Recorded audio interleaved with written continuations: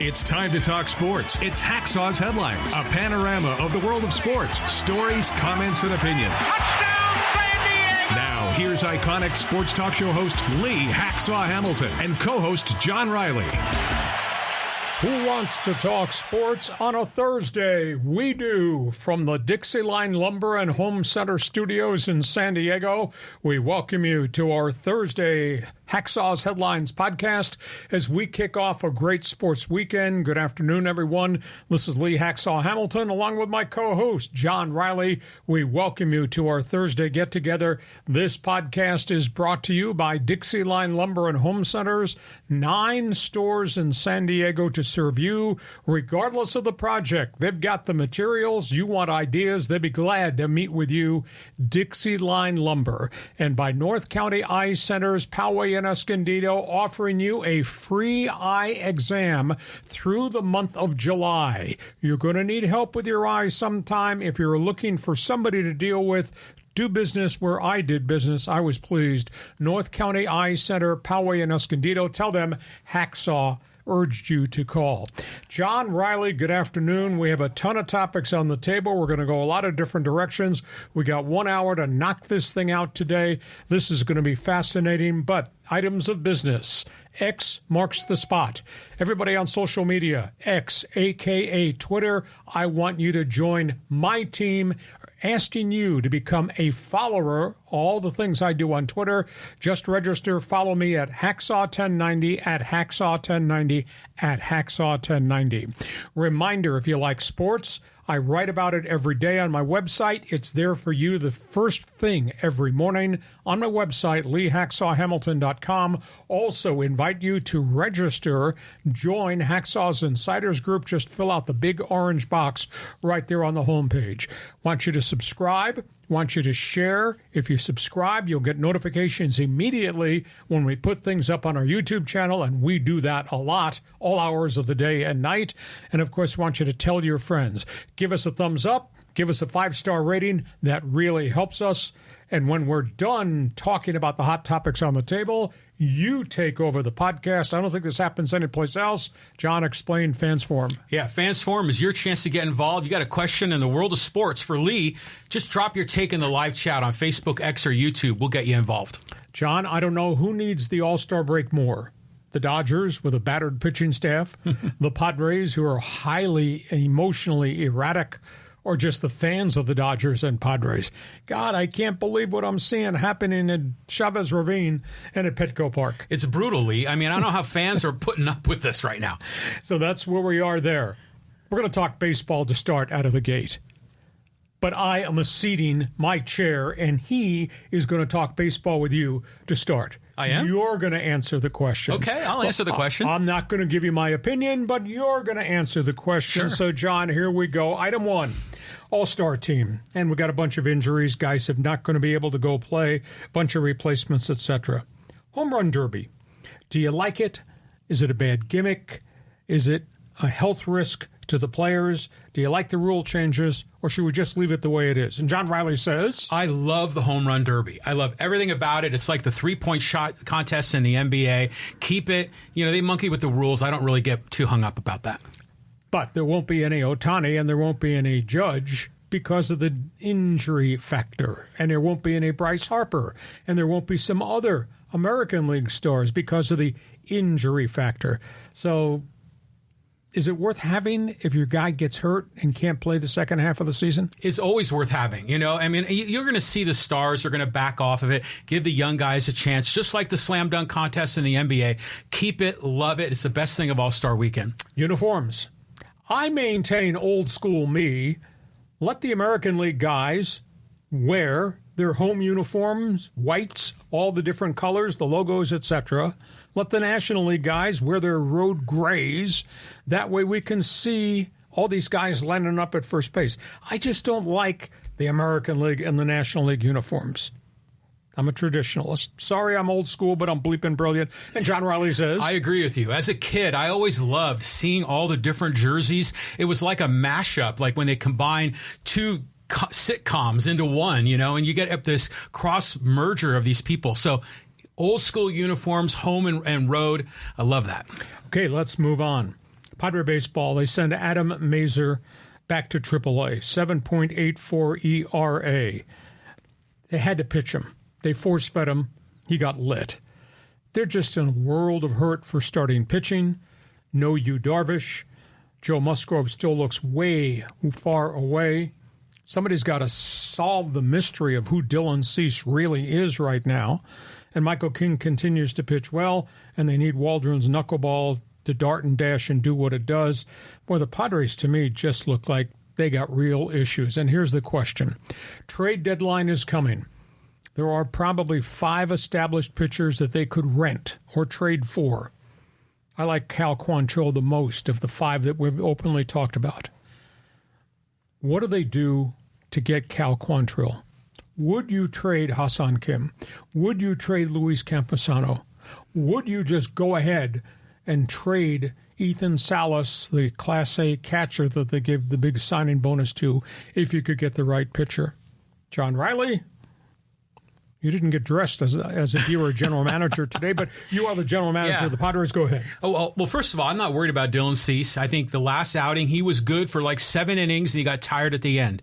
Waldron, King, they're solid. Vasquez shows me a little something. They do need to trade. Cal Quantrill would be nice. I don't know. It's kind of weird kind of trading back for a guy you traded away. But I don't know if the Rockies would take Ha-Seong Kim for 2 or 3 months, for a Cal Quantrill. I think they could demand more. But if you were to trade Kim, that could actually work because you could solve the logjam in the infield. Okay, let's go to Dodger baseball. As of this morning, the Dodgers now have 16 pitchers on the disabled list. That's unbelievable. The Dodgers have no rotation, and they've not been the same team, same pitching staff since Yamamoto went down with the strained rotator cuff, and they have no idea when he's coming back. So the burning question is, what do they do? Kershaw's gone, Buehler's gone, May is gone, Glasnow is now on the disabled list. But 16 total pitchers, including some significant relief guys. Never been afraid to make a deal. Maybe you trade James Outman. Maybe you trade Gavin Lux. Maybe you go into the farm system and trade some more prospects. Historically, you do remember the Mookie Betts deal at the deadline. Mm-hmm. Historically, you do remember Max Scherzer at the deadline. Yes. Historically, way back in the day, do you remember the monster Adrian Gonzalez Red Sox deal back in the day? So they've never been fearful to make a deal. What do you think they should do? Pick up the phone and call Don Sutton. That guy is consistent. He shows up every 4th or 5th day. No, but they're going to make a deal. But I don't know if it's going to be the usual suspects, the Cal Quantrills and Zach Eflins of the world. Usually they've got something up their sleeve, and I think A.J. Preller does too. I think we're going to start to see names that we didn't expect. I saw in your best 15 that Scherzer said, hey, I'm not waiving my no-trade deal. So it's going to have to be someone else. Unless it's a Dodger trade, which would bring him back to where he liked that last time around, and he did pitch till he ran out of gas. So we got the Dodgers to talk about, too, as it relates to trades. One side note, and this is just terrible news that broke this morning. We talked about a month ago about the passing of former number 1 draft pick Sean Burroughs, dropped dead in a parking lot next to a Little League field. Now the autopsy came back, overdose of fentanyl. Oh, really? He was doing fentanyl in the parking lot after he dropped his son off at Little League practice, and he dropped dead right next to his SUV. Oh, and this guy had fought back from the drug issues, and it just shows the grasp the drug addiction has for all the rehab and all the positives that we saw in the last couple of years where he regrouped as a person and regrouped as a father. He did fentanyl in the parking lot, OD'd right there. A horrible story. I don't know what to say. I mean, it's a sad story. Fentanyl's ripping this country apart. Wow. Sad it is. Mm-hmm. We go from that topic. You got another baseball topic. Yeah, and look, there's some guys going to jail here, Lee. Yeah, I mean, who are we talking about? Tampa Bay all-star shortstop Wander Franco has been charged with sexual abuse and human trafficking 14-year-old girl. Oh, God. He had a 4-month relationship with this girl. He paid the girl's mother $62,000 to allow, quote, the relationship to go on.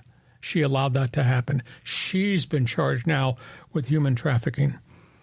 Today, about an hour ago, he was ripped off the Tampa Bay reserve list, been put on the exempt list. His 11-year, $182 million contract is now void and in jeopardy. Jesus. He's facing 5 to 20 years in prison for the sexual abuse issue. The human trafficking thing is even much more severe. Wander Franco, just absolutely amazing. Tampa's had a tough season with pitching injuries, and they're not the same team right now without him in the middle of the batting order. He's probably going to prison, maybe 5 years, maybe as many as 20. That's the Tampa Bay story. Dodger story, this is really eerie. Remember the great slugging outfielder, Raul Mondesi? Oh, yeah. Big home run hitter. El Cañon. Retired after bouncing around after he had a long run with the Dodgers. Went home to San Cristobal, Dominican Republic. Got into politics, actually became the mayor of that city of San Cristobal for 6 years. Indicted, arrested, massive corruption, stealing $6 million in funds from San Cristobal. Has been ordered 7 years in prison, $507,000 in fines. He had spent 6 years already in house arrest, but they gave the new charges out and ordered Mondesi to prison. This guy made $73 million as a Dodger, went to other places, Toronto, Tampa, Washington. And the guy steals $6 million from his poverty-stricken hometown. Amazing. 7-year prison sentence for Raul Mondesi. Just amazing story. Yeah, that one caught me by surprise. I didn't realize he was in politics. But I will say this, that, well, first of all, let me just say that the Wander Franco thing, it's good that the law is cracking down on it. That is wrong, morally, legally, et cetera. Same with Raul Mondesi and the corruption.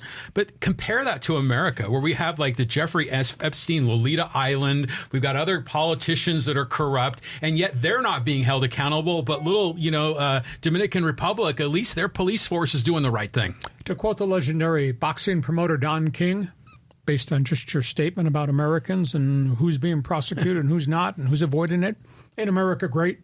Yeah. That's what Don King would have to say. So if you're a baseball fan, Padre and Dodger fan, feel free to jump into the Fans Forum chat box. Get ready to express an opinion, ask a question, and we'll talk about the terrible news with Sean Burrows and obviously what's happened in Tampa Bay and what's happened to the ex-Los Angeles Dodger. Boy, a bad 24 hours for USA Soccer, too. Yeah, it's rough. I mean, they got blown out at Copa, and now Berhalter's gone. Greg Berhalter was fired on Wednesday afternoon. I had told you during a Monday bonus podcast that we would have a decision within 48 hours. Bingo, it's gone. I'm not sure I agree with it, but the president of the U.S. Soccer Federation said today they felt zero progress was made with Greg Berhalter as coach, even when they brought him back over the last 10 months. Went 7-6-1 after he was rehired. His composite record, when he rebuilt them after not getting into the World Cup, he rebuilt the program after 2018, 44-17-13. But they threw him out of the job because of the past 10 months. Half the people that I canvass, that I network with, say had to do it. The other half said he needed more time. I said he needed more time. He's got such a gifted young roster to put around Christian Pulisic. They didn't give him the time.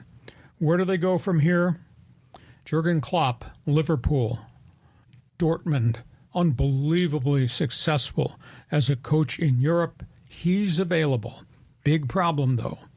They paid Berhalter $2 million a season. Klopp makes $20 million a year. Oh, that's a big difference. That's a huge difference. That's a huge difference for the U.S. Soccer Federation. Other name that's been mentioned has just surfaced. He was a finalist during this interim period before they decided to bring Berhalter back, is Jess Marsh, the guy who has coached Team Canada into the Copa tournament before they finally got eliminated. So there's upheaval. We're 21 months out from the World Cup here in the States. They think they're going to hire a new coach sometime between this afternoon and Labor Day weekend, the 1st of September. That's when the next group of USA-friendly matches begin as they start the push towards the World Cup. You said, dummy, that Berhalter had to be fired, that this thing had really regressed. I said, he found all these good young kids. They've developed them. 23 of them played abroad. They brought them home, got them ready to play in Copa. Expected too much too soon. I think they should have given him more time. So where do we go from here? Do you obviously agree with the dismissal? Yeah, well, I mean, he had to be fired because of, you can't accept this. I mean, especially the United States of America. We need to be competitive in these tournaments. But I do wonder, though, what did he specifically do wrong? Did he have a bad lineup or a bad offensive scheme? Or, I mean, what was the reason other than we lost? Too many kids. But those kids have to learn. Mm-hmm. That's the learning curve of playing at this level. I mean, you look on paper and you see Gio Reyna and you see Fo Balogun and then you see some of the others, Pepe, etc. That's firepower. Those guys didn't convert open shots in Copa, but that does not mean they're not going to grow and become better players through more international competition before we ever get to 2026.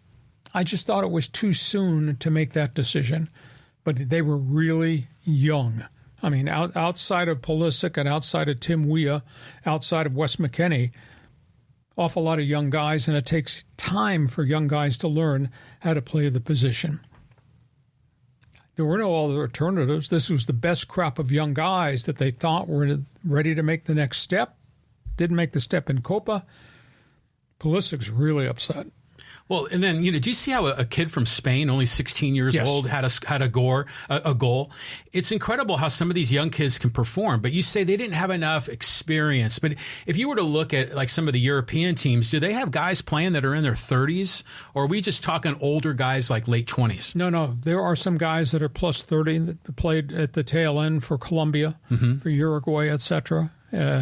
They're not starters, but they come off the bench in the 75th minute, etc. So it's there, just finding the combo. Going to be tough. I like Klopp, as you, I think, alluded to Monday. Dude's got a resume. Oh, for sure. So I'll be interested to see if financially they can create something special. And he's a very different global coach. He speaks English really well. Got a great persona.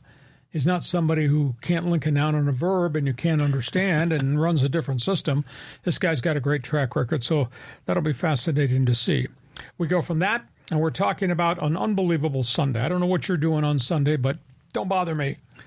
I am watching the finals of the European Championship. The three Lions, the English, who are getting ripped right from game one of the Euro Championships, are in the finals. And, I mean, England came up with a phenomenal upset win over the Netherlands. That coach, Gareth Southgate, has just been blasted back in London as not being the right guy. Well, the not being the right guys got these guys in the Euro finals. And I went back and I looked at the box score, and I follow the EPL, the English Premier League, a lot. And I thought, he's got an all-star lineup. He's got every star from the English Premier League wearing the Three Lion logo, and that's why they're winning all these games.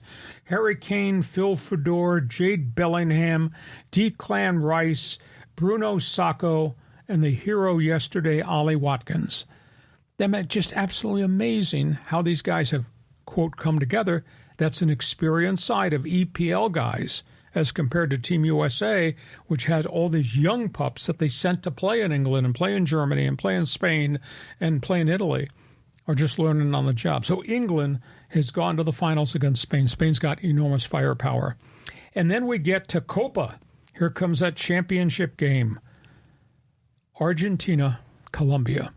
Lionel Messi against a Colombia side that just beats on you. I watched the Uruguay-Colombia semifinal. They don't play soccer. That's like a freaking street fight. There were like 29 fouls. There were 7 yellows. There was a red card ejection and a whole bunch that never got called. I've never seen so many guys do this from behind, knock guys down, and the referee says, play on. I mean, it is such a different style. You think Messi is going to get kicked and get knocked down? Oh, this Sunday championship is going to be good. And the phrase that popped into my mind last night, I was almost going to text you right at the end of Colombia Uruguay. I mean, there were fouls every minute. They had one stretch where they had 6 yellow cards in a 3-minute span. Guys are just getting flattened.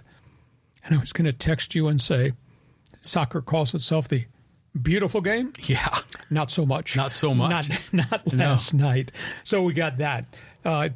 Your comments on what Copa, what the Euro Championship is going to be like. Well, I watched that game too, Uruguay and Colombia. And Colombia was playing a man down for a great 55 minutes. Yeah. I mean, and they just kept hanging on. And it was amazing seeing Uruguay just try to break through, and they never could. Meanwhile, Colombia, every once in a while, they had a shot on an open goal and they would miss. It was an incredibly entertaining game. Big upset, since they took out Brazil prior to that. So they go to the finals. I mean, but, it's going to be Messi and Argentina. I think we can expect that. In the Euro Cup, I'm interested because when I think of the European powers in soccer, I think of France, I think of Italy, I think of Germany. But then maybe the Netherlands, like a notch down, and England a notch or two down, maybe Spain a notch down. But neither Spain or England are really the class of Europe, are they? Not really. Spain's been great. Portugal's been great. Mm-hmm. Obviously, German historically has been great. But it's a different era right now. And like I said, I went back and looked at the rosters of the English side, the Three Lions, and I said, they got an all-star team because every one of these guys is the star and leader of their team in the English Premier League. And those guys all played integral parts in that English win in the semifinal game. So it's just turned out to be a really different Euro Championships. And maybe it's a changing of the guard. With so many of these great European players being 35 or 38, that this is the end of their run. So if you're a soccer fan, hey, jump on board. Agree or disagree with the firing of Team USA's coach Greg Berhalter? Want to hear what you've got to say? Participate in Fans Forum. We have had a lot of soccer interaction. We'd like to hear from you. Hey, we get to halftime still to come. We're going to talk basketball. We're going to talk NBA. We're going to talk hockey and a few other topics. That's coming up in the second half of the show. Halftime, our podcast, is brought to you by DIXIELINE Lumber and Home Centers.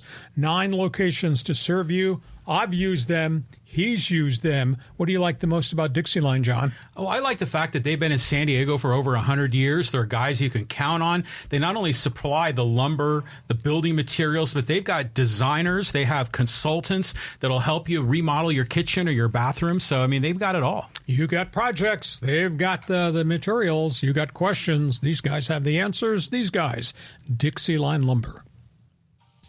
And our podcast also brought to you by North County Eye Center of Poway and Escondido. I tell you all the time, we're all going to need help with our eyes. When that time comes for you, or maybe it might be just right now, I'm going to recommend, regardless of where you live in San Diego County, just give them a call. North County Eye Center, Poway and Escondido, and they are offering through the month of July free eye exams and a discount on frames for your glasses. Not had an exam in a while? Give them a call. Looking to do something different in terms of eyeglasses, maybe different types of contact lenses, whether it's got to do with prescription glasses, sunglasses, or something much more serious, because we're all going to have problems with our eyes. Think about them. These are the people to go to. Make sure you tell them Hacksaw sent you, North County Eye Center. As we start the second half of our Thursday podcast, kicking off this great sports weekend, when we're done talking about hot topics on the table, you're going to join us because we want you to participate in Fans Forum. John, there's a lot of new people that are sampling our podcast, don't know how Fans Forum works. Explain it. So Fans Forum, if you're watching the live stream right now, on Facebook, on X, or on YouTube, checking out Lee Hacksaw Hamilton, you have a question, just type it into the live chat, into the comments section right below the video. We'll see it here on our screen. We'll get you involved in Fans Forum at the conclusion of Hacksaw's headlines. And a couple of other reminders. X marks the spot. You're on social media. The whole freaking world's on social media. I want you to become one of my followers on X. Just type in @Hacksaw1090. Follow me @Hacksaw1090. Don't forget, check my website. You like sports? First thing you should read in the morning, my website for all the big stories in the world of sports. And when you go to the website, LeeHacksawHamilton.com, there's a big orange box on the right side of the homepage. Fill it out so you get on our mailing list all the things that we're offering. Also want you to subscribe, want you to share. When you subscribe, you will get the alerts every time we put something up on the YouTube channel, which is probably 4 to 5 different days of the week. subscribe, and then share. Tell your friends who we are and what we have become. We're running across new people that have just discovered us. And because we need help, we want a thumbs up, 5-star rating. That helps us too. Stop laughing.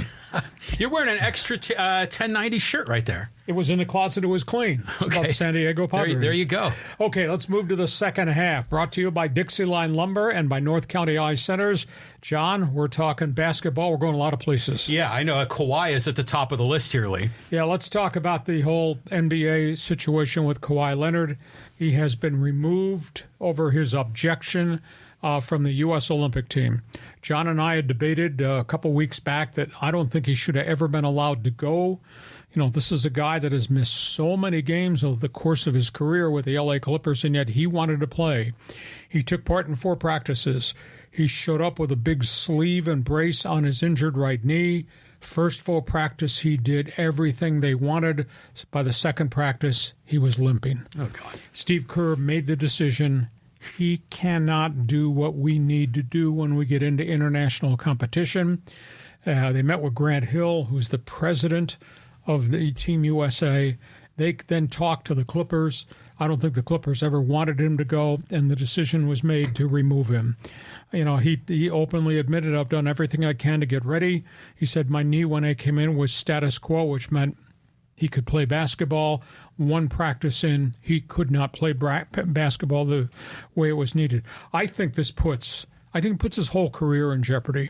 He's gone through most of this offseason because he missed the playoffs, gone through this whole offseason rehabbing, and he comes up with more problems. I think his whole career is in real jeopardy. He has missed 223 games with the Clippers. He has played in only 187 over the course of his career. He's missed half. More than half. Wow. He's missed 223 of 410 games with the Clippers. So I think he's in big jeopardy. I think his career might be starting on the downside, and it's not a negative towards him. It's just a wear and tear thing. Mm-hmm. Yeah, I agree. And it's a shame because we all love Kawhi here in San Diego. But you're right. I mean, he even had a lot of breakdowns when he was playing for the Spurs as well. He had a bad knee injury. He had a quad surgery. Went to Toronto, did really well, broke down there. He's had 3 surgeries on the right knee alone. Yeah, so the guy's just injury prone. Yeah, so that's where we are there. Second topic on the table has to do with the New York Knicks. We always talk about players and contracts and who's doing what and the max deals and all that. Mm-hmm. Think about this. His name is Jalen Brunson, high-scoring guard New York Knicks. They got him in a trade a couple years ago. He's really developed into a superstar. He's a year out from his contract expiring. He is now eligible for a contract extension. If he waits till next year when he's a total free agent, he can get an even bigger max mega contract. He's going to take the offer now. Just follow me with this. He is going to take a 4-year, $156 million deal. Okay, so that's $40+ million. If he sat here and waited till next year, he's going to get 5 years, $269. He's willing to take a $113 million discount. Why? Well, he gets the contract now. He keeps the Knicks under the first and second apron with the salary cap, which if you go above the apron, you get paralyzed in how you can construct your roster, what you can pay, what you can't do. He's going to take $113 million less to keep the Knicks below the limit so he can just go on and have better players around him. That's kind of fascinating. Yeah, it is. I mean, but for him, maybe it's just a bird in the hand because you were commenting in the best 15 about, who was the player was at Nevada, went to play for Miami. He ended up not taking the deal and lost money. Caleb Martin. Yeah, or am I stealing your thunder here in the headlines? I see the Heat's on there. Yeah. Let's talk about the Lakers situation. 0-3 in the California Classic, the Summer League. Now, the whole roster is just headed into Las Vegas. They're going to start the Las Vegas Summer League. Bronny James last night went 2 for 9 first game, couldn't play second game, played 29 minutes last night, 1 basket. Do you know what they're saying, what the national writers are saying about Bronny James? He's a Make-A-Wish Foundation NBA kid.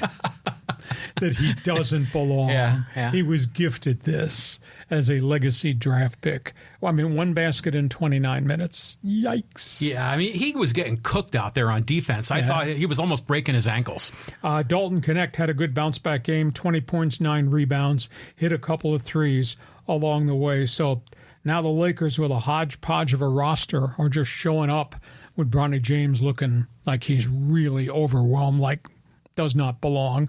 I thought the Make-A-Wish Foundation nickname was kind of cruel.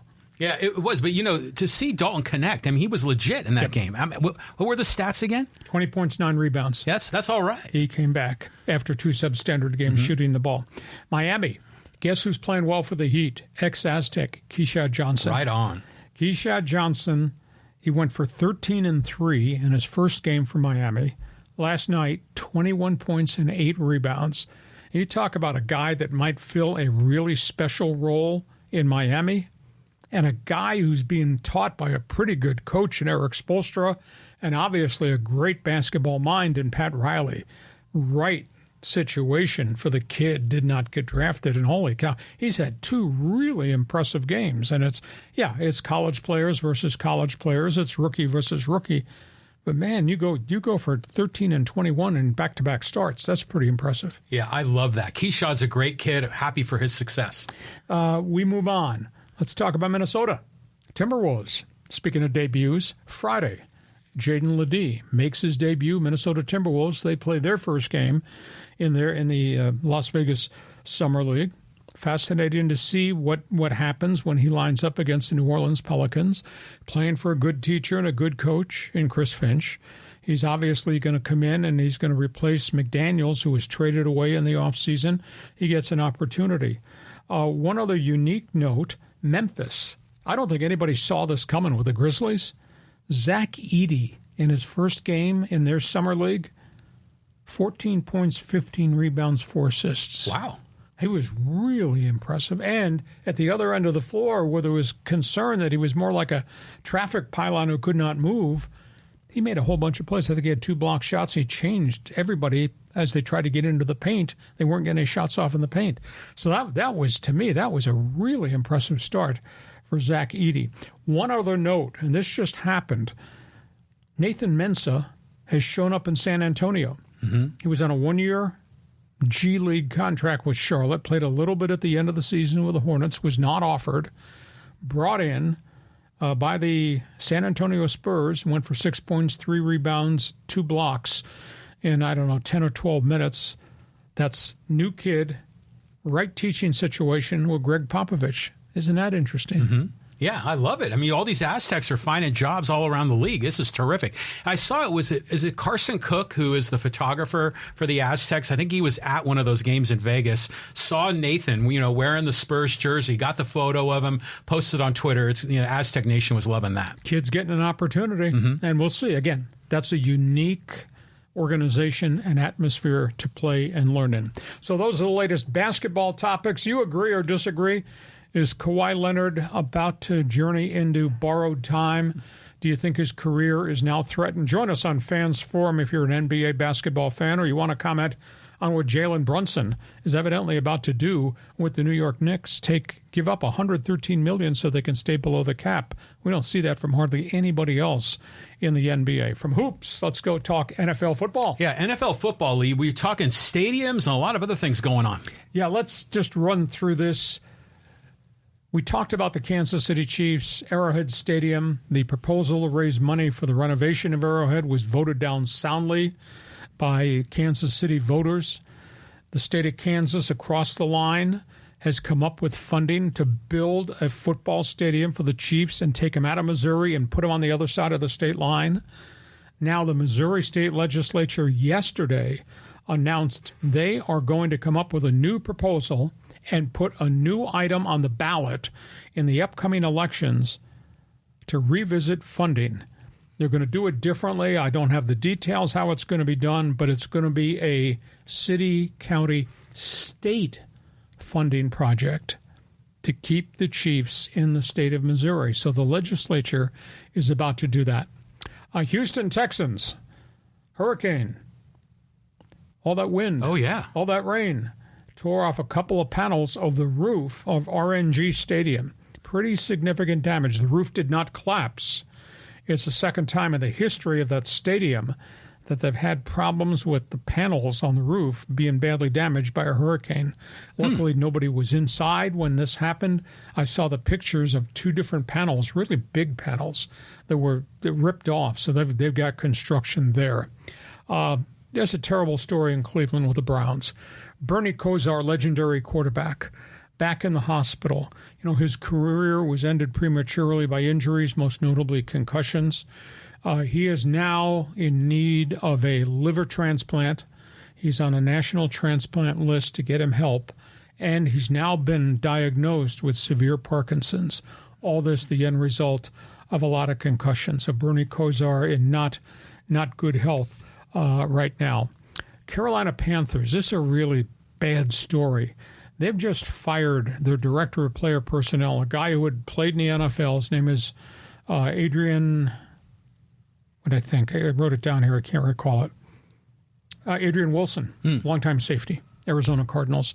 Retired, nice career, stand-up guy, player rep. Anyhow, became player personnel director, Carolina Panthers. He evidently was involved in an incident on June 1st, John, in which it was a terrible domestic abuse incident at his home in Arizona. He assaulted his wife, choked her. He pulled a gun, threatened her, walked out of the house, threatened to kill himself, was arrested. He's obviously had some type of mental issue that has flared. He just got fired by the Carolina Panthers, but he had been arrested June 1st for a very, very bad incident. Pac-12 Conference. Let's talk college football. Everybody's holding their media days. Pac-12 Conference is actually Pac-2. They had a cocktail hour. They didn't have a media day because the only schools in the conference are Oregon State, Washington State. What they did in Las Vegas was they had a cocktail hour with the new commissioner. It was sandwiched in between the Big 12 Conference media days and the Mountain West Conference media night. So all the national media came and met the new commissioner and talked to the two coaches of the Beavers and the Cougars and kind of got a game plan of what is about to happen with the Pac-2. There is a rumor coming out of the East Coast because the Atlantic Coast Conference is in trouble with Florida State, Clemson lawsuits might break up, that Cal and Stanford might have made a mistake. And they have an opt-out language that they could leave the ACC and come back to the West Coast. So if Cal and Stanford in 2 years' time comes back, now the Pac-2 becomes a Pac-4, which means you only need to go get 4 teams from the Mountain West to make it an 8-team conference, which is the blueprint that the commissioner wants to operate under. So by this time in 2026, we might be talking about the Aztecs in Boise State, Fresno, and maybe UNLV being the 4 that leave, and they wouldn't have to pay an exit fee because the TV contracts would be over. They could leave and join the 4 left over if Cal and Stanford come back from the ACC. So that's a fascinating story. And Mountain West Conference, absolute insult of San Diego State. Not one player picked on the Mountain West Conference preseason all-conference team, and the Aztecs were picked to finish 8th in the conference. Now, I understand, and I went last night and I looked at the complete roster of San Diego State, and it's got something like 31 transfers now because they had 40 kids who went into the transfer portal. I understand you don't recognize most of these names. You don't understand it. But how do you not realize what Sean Lewis did at Bowling Green, at Syracuse with offense, and what he did at Kent State as a head coach, and what he did early on before the injuries wiped out Colorado's offensive line? How do you not pay any attention to who this coach is and what's on video and the numbers that they posted every place he's been, including the Pac-12 Conference on offense? I think San Diego State's going to be in grudge mode. It kind of bothers me because there's been a good program since 2010. Thank you, Brady Hoke, Rocky Long, Brady Hoke. I just don't think anybody's paying attention to who Sean Lewis is and what he's accomplished. So, John, I threw a lot of football up on the board. Go ahead. Well, God, I don't even know where to start with all this. I mean, first of all, I love the cocktail hour idea, especially in Vegas, and you got cougars and beavers and cocktails. It just all fits. Oh, it's really good. The story about Kansas City Chiefs, and if they move, it's one thing if your team leaves Cleveland and goes to Baltimore. That's horrible, or if they leaves Baltimore and goes to Indianapolis.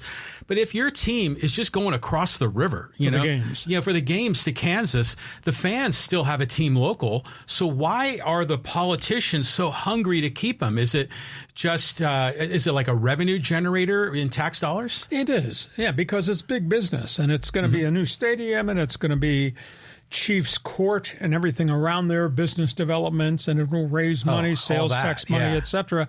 And there's also a pride and an emotional thing, and we don't want to lose this franchise because this franchise is really great. But so that's the proposal. It's going to be taken over by the state to come up with the financing, not just a city and Jackson County vote. It will be a state of Missouri thing, which is a pride thing. And of course, at the other end of the state, they forever are angry about losing the St. Louis Rams when they did everything that was needed. And that's why they got the payment from the NFL when Kroenke refused to go to the table and negotiate, and the NFL gave them, $800-some million in damages after they filed suit over the Rams transfer. So Missouri could have gone from 2 NFL teams to none. Yeah. So that's I get that. So that's where we are in football. Last topic on the table, as I would say, off the high-speed sports wire. Yeah, here we go. High-speed sports wire, a lot of auto racing. Yeah, let's talk about National Hot Rod Association. 3 weeks ago, John Force, Hall of Fame driver, drag racer, involved in a horrific crash. His dragster exploded at the finish line at 300 miles an hour, hit 2 walls. The entire vehicle was engulfed in flames. Credit to NHRA and auto racing, the integrity of the drag racer held in place. He suffered significant internal injuries from the violence of the crash. He did not get badly burned because of the fire suits and the helmets, etc. However, he suffered brain damage. He's been in ICU in a trauma unit in Virginia for 3 weeks. He was just transferred via private plane to California, has gone into a rehab center. He has massive memory loss, but he's alive. He does have use of his limbs, etc., but there is some brain trauma. But they saved his life. So John Force, I don't think he'll ever race again, but he's alive, and he was able to walk out of the cockpit of that drag racer. I don't know if you've seen the video. You got to find it. It's just Google John Force drag racing crash. You won't believe how bad it was and how he walked away from it. I mean, unbelievable. It was absolutely stunning. Let's talk about the next topic on the table. A lot of controversy in Formula One. Max Verstappen continues to drop hints that he doesn't like the way things are going, and he might leave. And, I mean, it's hard to believe that Red Bull has totally dominated Formula One, and they're talking that he might leave, and they're upset with the way he's handled races the second half of the season because people have caught up to him. Lewis Hamilton beat him. Lando Norris beat him. And suddenly he's not the dominant guy, and they're not the dominant team. And some people are kind of barking about that, and they think he's become a distraction. Should I go? Should I stay? What are you doing? He's had accidents. He's been involved in controversial hits on the track with other drivers, racing for corners, etc. So suddenly he's just having a really, really tough time. Next topic on the table, and there's just an awful lot here to discuss. This involves another driver, Lando Norris. He's catching a lot of heat. He looked like he was going to drive himself back into the F1 points championship because he's placed up near the top a lot, and he's won some races, beaten Verstappen. He got criticized this week that he's taken too many risks. He's leaving too many victories out there because he's doing stupid things on the track. They wanted him to dial it down. He says, I can't do that. I have to drive the vehicle, etc. So there's a little bit of controversy there. Golf, Ryder Cup. Tiger Woods was offered the captaincy for the Ryder Cup, turned it down. Tiger is spending what he says enormous amounts of time in the merger talks between the PGA and the LIV. Evidently, Tiger carries great credibility at the negotiating table with the private investment fund of Saudi Arabia, which is going to pay $3 billion if this merger goes through. Tiger said, I don't have the time to be the Ryder Cup captain. So they chose a good guy, Keegan Bradley, longtime pro. The guy that didn't get chosen, and this was brought up for a vote, Phil Mickelson. He seemed to be the hot candidate to become the historical Ryder Cup captain because the next Ryder Cup is going to be at Bethpage Black on Long Island, where Phil Mickelson won. He was voted down. Interesting. He was voted down by the players on the Tour Policy Board. Why? LIV. He was the first that went. Yeah. And he was the one who was making phone calls to guys, come join me. Yes, you might violate your Tour Policy card. Come join me.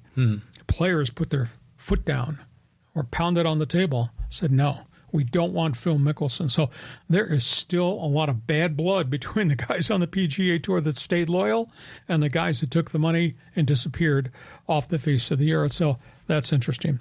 And last topic on the table, the hockey team in town, San Diego Gulls. They just released the American Hockey League schedule. Somebody needs to explain me why this happens. The Gulls are going to open with 2 games on the road in the American Hockey League in Toronto against the Marlies, Maple Leafs' top team. Well, you always play back-to-back games on the road when you travel out of the division. You know, last year they played back-to-back games in Milwaukee. So anyhow, they open with the Toronto Marlies. Great. Come home with the Coachella Valley Firebirds. That's their home opener, or mid-October. I think it's October 12th to 13th, a Friday night. That's okay. Coachella Valley's top team Pacific Division went to the AHL finals before they lost to Hershey. Then they go on the road. They play 7 of their first 8 away from home. Oh, wow. Just a brutal schedule. And to complicate it, we talked briefly about this. This has been an unbelievably busy July in hockey. The Gulls, a.k.a. the Anaheim Ducks parent team, have lost 5 of their top veteran players who have now left the team to go to other NHL clubs on other AHL contracts.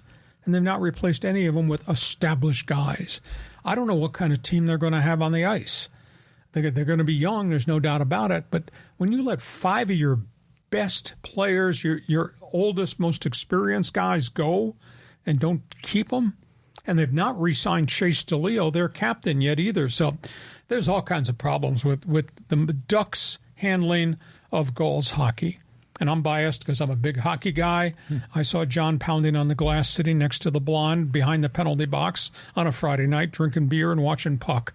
But the Ducks have got to do a better job taking care of the American Hockey League franchise. I'm the only one in town that's screaming about what the Ducks are doing in Anaheim because all that has an impact on what happens to the San Diego Gulls. John, you can respond to any of those topics on the table. Well, I just a question about the minor league hockey, because I think in baseball terms, because the AAA is regionalized, right? Mm-hmm. Is hockey's AAA, to call it that, is it nationwide or is there 2 different leagues? No, there's 30 teams in the American Hockey League.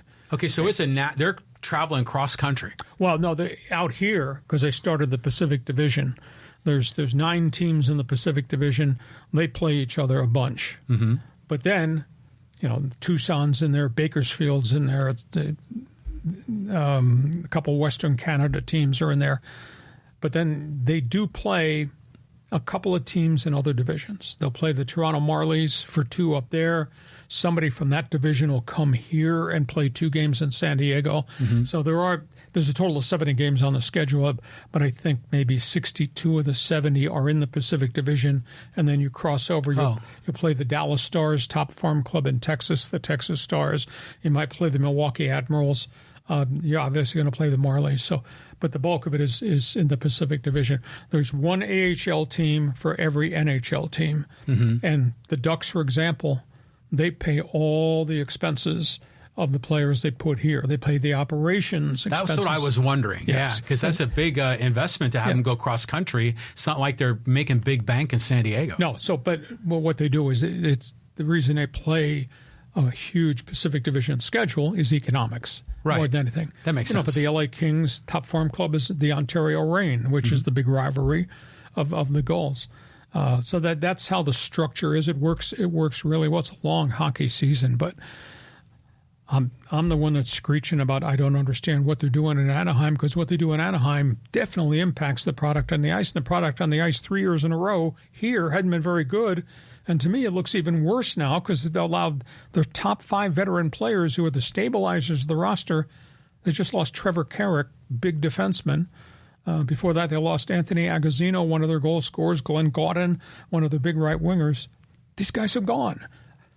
Who are the Ducks going to put in here to help these kids that they put in here for the Gulls? Tough call. Yeah, it is a tough call, but I think the Ducks, they don't really care about how well the San Diego team performs. It's developing. Right. They want to develop guys, and maybe they thought those veterans just, were a 4A player. They weren't going to really cut it at the top level. But they are 4A players, but everybody's got 4A players. I mean, the Kings are signing 4A players to put in Ontario. Mm-hmm. San Jose's got 4A players for their... But like depth pieces, right? Yeah. Mm-hmm. Leadership guys. Right. Now, one other comment you made, you talked about the Toronto, what was the name of the team? Marlboros. So is that like a Toronto thing? I don't understand that. What is that? Marlboros was the name of the legendary junior team that was very successful in the city of Toronto. Oh. Way back in the day, into the 50s, into the 60s, into the 70s. Toronto Marlies were the elite junior hockey team. What does that word mean? I mean, Marlboros has got something to do with English. Yeah, because I think of cigarettes. I think of Marlboro. No. Go in your spare time. Just go look up the logo of the Toronto Marlies. You'll better understand. They're the AHL farm club of the Toronto Maple Leafs. Okay. The Laval Rockets in Quebec are the farm club of the Montreal Canadiens. Okay. Manitoba Moose are the farm club of the Winnipeg Jets. Right next door. They play in the same city. Manitoba Moose. I like that name. Yeah, it's cool. So, I mean, American Hockey League's got great following. Okay, those are hot topics on the table. It's your turn. Want you to jump in right now. Fans Forum.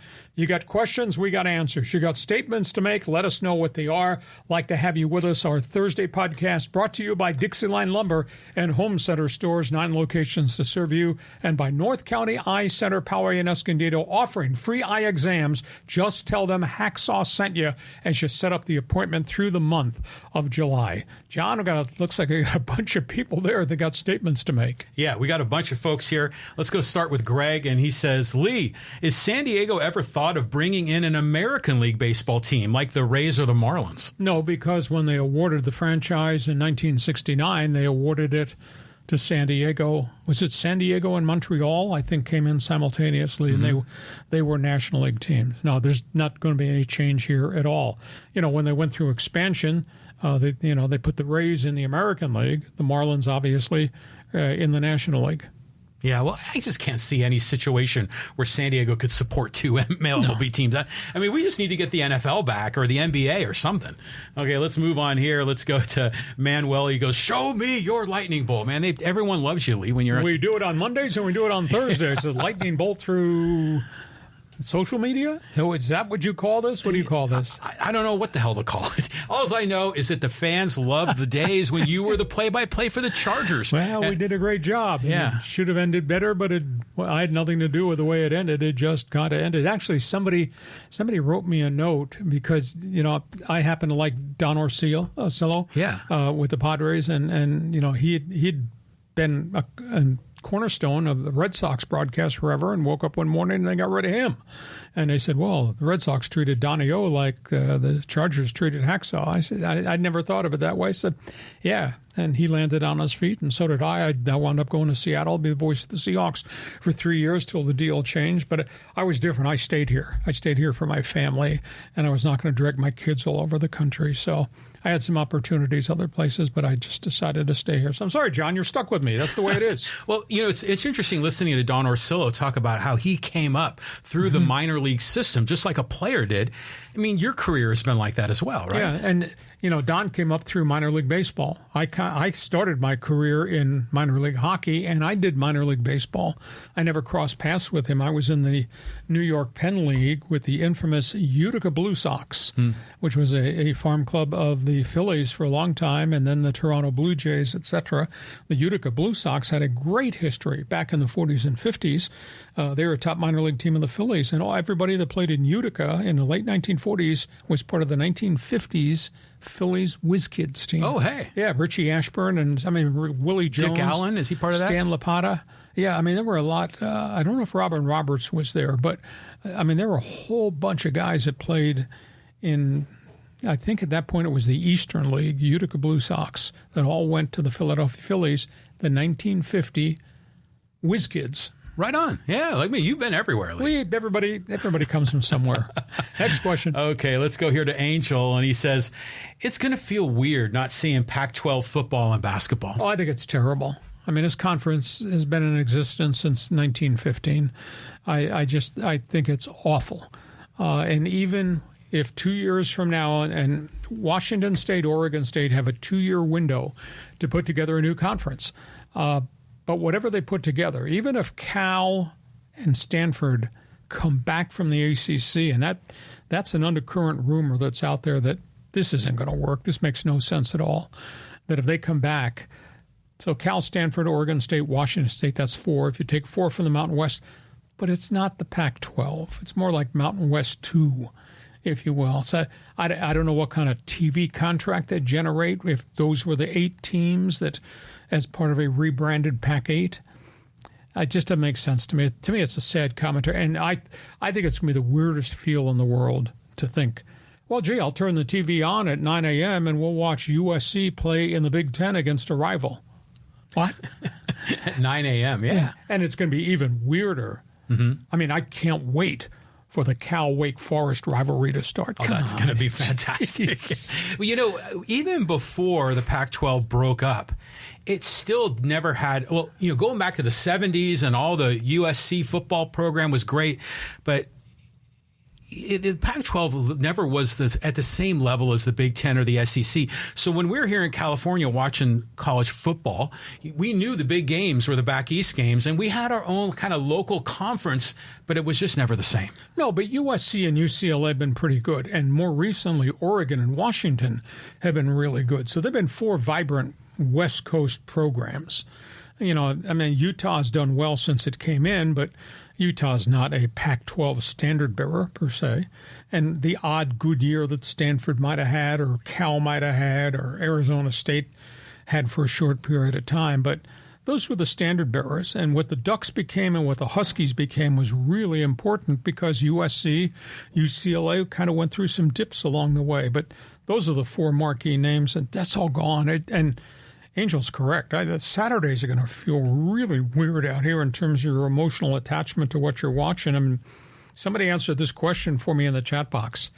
You're going to root for Southern Cal and UCLA to get killed when they go to the Big Ten? I know a lot of people are.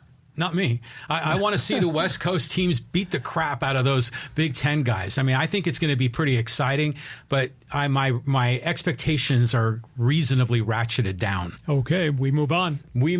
Okay, let's go here to CJS. He said, hey, let's not forget that the Kansas Speedway is on the Kansas side of the Kansas City or the Kansas-Missouri border, but is in Kansas City. So the Chiefs and Royals eventually may wind up near where the NASCAR track is. So he's saying that there's part of Missouri on the other side of the river? Or that? No, there's Kansas City, Kansas, which is right next to Kansas City, Missouri. The only thing that separates them is a sign that says you're leaving Missouri, entering the state of Kansas. Okay. So it's in the Kansas City, Kansas part of it. And obviously that's a separate city. I heard someone say that the original Kansas City was in Kansas and that they created the second Kansas City in Missouri much later, and it was only for the convenience of a lot of the westward bound homesteaders. Okay. That's a piece of history I didn't know. Yeah, I didn't know that either. It changed my life. Because I was always wondering why in the hell there are 2 Kansas Cities. In the very beginning, I only knew of one Kansas City, and it turned out to be in Missouri, and that even confused Trump. Isn't there St. Louis, Missouri, and East St. Louis, Illinois, on the other side of the river? I think there is. Yeah, there is. It's right on the other side of the arch. Yeah, yeah. But is that the Mississippi River over there, isn't it? Yeah. Okay. Wow. We're learning our geography here. Way to take this thing off track, John. Thank you. Next question. Let's go to Chris Curry. He says, touchy subject warning, but the Porter and Bridges both being reinstated and paid in the NBA, perhaps Bauer should have strangled against consent. Amazingly blatant double standard. Well, he's talking about the NBA players. Now, those guys both sat out a year. Kevin Porter, who just signed with the Clippers, Bridges, who was in Charlotte and just got traded, both were arrested and banned from the NBA for one full season. Now they're back reinstated, and they're obviously playing for different teams. Bauer's situation boggles the mind when the world needs pitching, and he's down there. Last I checked, as of Monday, he was 10-0 with Mexico City. He's not made any statements, which kind of surprises me, and the national media has not done anything about in terms of going down there and interviewing him or covering that angle of the story. But how could a guy with his kind of track record, as crazy as he might be and the junk he did off the field, how he could not get a phone call from somebody? Because everybody I know in Major League Baseball needs pitching. Well, and it's not just comparing the Major League Baseball with the NBA. I mean, we've had guys like Marcell Ozuna in Major League Baseball that he strangled his girlfriend or wife, didn't he? And he's still playing ball and came back. He was disciplined too, but he came back. Yeah. So why isn't has Major League Baseball taken off the suspension? Bauer could come back if a team would sign him, right? Yeah, because they reduced the suspension. He served the term when he pitched for Yokohama Bay Stars. He is eligible. He worked out for teams. He threw in exhibition games, and nobody's offered him a contract. Blackballed, blacklisted, 100%. Yeah, 100%. But the fans on social media, 9 out of 10 of them want Bauer back. And it doesn't matter if they're a Dodger fan, Angel fan, Padre fan, or just baseball fan in general, because they think he got screwed. He got gold dug. This woman took advantage of him and tried to rip him off.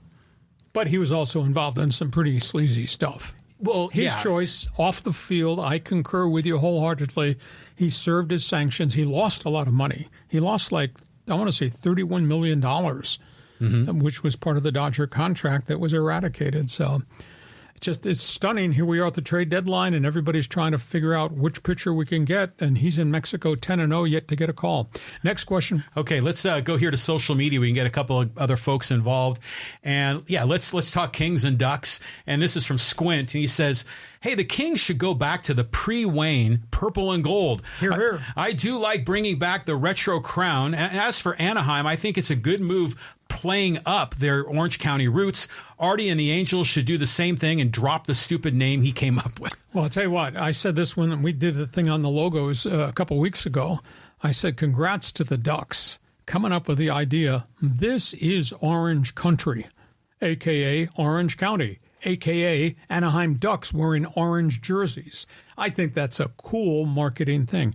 And as for the Kings, the heritage obviously is the Gretzky era and getting to the Stanley Cup Finals and hosting the trophy, hoisting the trophy a couple different times. But I'll tell you, everybody that I know loves the purple and gold and the original crown crest, which was really, really cool. I'm not a big silver and black fan. When I think silver and black, I think the bleeping Raiders. But that was the Gretzky era. So, the Kings went halfway back because they brought the old crown back as part of the rebuilt silver and black crest they're going to wear on the jerseys. But what the Ducks did, this is Orange Country. That's a slap at Artie Moreno for, Los Angeles Angels of Anaheim. Yeah. That's stupid. It is stupid, and it just shows that he has an identity crisis, and it's another reason not to like Artie Moreno. But Orange, Ducks, love all that. That's perfect. It just makes me think of the band No Doubt, where on the album cover, she's holding up an orange, Gwen Stefani. But what language are you talking about? Yeah, we're talking musically. But anyways, the Kings, I always like the color purple. We have purple here in our podcast studio. Purple is the color of royalty, and that is cool for the Kings. Because if you look around most sports, there's a million blue and red teams, but very few purple. Purple and gold. I mean, it was really, really cool, and it was a great era. Rogie Vachon, Marcel Dion, Dave Taylor, Bernie Nichols. I mean, there are a lot of really good players. The Miracle on Manchester, the first time the Kings ever became something special in the NHL. So I'd love to see him reach back. This whole thing is about selling jerseys. You know, last year the Ducks went back and actually brought back as their third jersey the turquoise and maroon colors from the original Ducks early years, which was neat. And suddenly the fans were showing up wearing that. Kings can do the same. The Kings can come back and have a third jersey, purple and gold, with the original crown. And you only wear it on special occasions. You know, do it. If you play Christmas Day, you play New Year's Day, do it. They haven't done it yet, but maybe that's still out there. How about one more on social media before we close this out? Okay, let's go to a Clippers comment. This is from Barstool Logic, talking about PG-13 leaving the Clippers.